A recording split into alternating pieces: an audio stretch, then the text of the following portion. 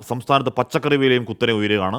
മഴയില്ലാത്തതിനാൽ തമിഴ്നാട്ടിൽ പച്ചക്കറി ഉൽപ്പാദനം കുറഞ്ഞതാണ് വില വർധനവിന്റെ കാരണം.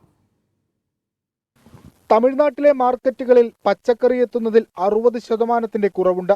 ഇതാണ് കേരളത്തിലെ മാർക്കറ്റുകളിലും പച്ചക്കറി വില കുതിച്ചുയരാൻ കാരണം. മഴ കുറഞ്ഞതാണ് തമിഴ്നാട്ടിലെ ഉൽപാദനത്തിന് തിരിച്ചടിയായത്. വില കൂടുതലാണ്. തക്കാളിയൊക്കെ വില കൂടി 100 രൂപ ഇപ്പോൾ.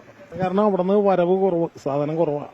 25 രൂപ വിലയുണ്ടായിരുന്ന വഴുതനങ്ങ 40 രൂപയിലേക്ക് എത്തി. ബീൻസിന് 160 രൂപയാണ് നിരക്ക്. തക്കാളി വിലയും 100ലേക്ക് അടുത്തിട്ടുണ്ട്. വിലക്കയറ്റം സാധാരണക്കാരെ കാര്യമായി ബാധിച്ചു തുടങ്ങി. 60 രൂപ 1 കിലോ ബീൻസിന്. അത് കേട്ടപ്പോൾ ഞെട്ടിപ്പോയി. അപ്പൊ കക്ഷത്തെ ബാഗ് ബലം പിടിച്ചുകൊണ്ടിങ്ങനെ പോന്നേക്കുന്നു. എന്ന് വെച്ച് കഴിഞ്ഞാൽ നാളെ വരാമെന്ന് വിചാരിച്ചിട്ട് ഈ 160 രൂപ കൊടുത്തിട്ട് നമ്മൾ മേടിച്ചിട്ട് എന്ത് ചെയ്യാനുള്ളത്? ഉൽപാദനം കുറഞ്ഞതിനാൽ വരും ദിവസങ്ങളിലും പച്ചക്കറി വില വർധന തുടരാനാണ് സാധ്യത. സർക്കാർ സംവിധാനങ്ങൾ ഇടപെട്ട് വില നിയന്ത്രിക്കണമെന്നാണ് ആവശ്യം.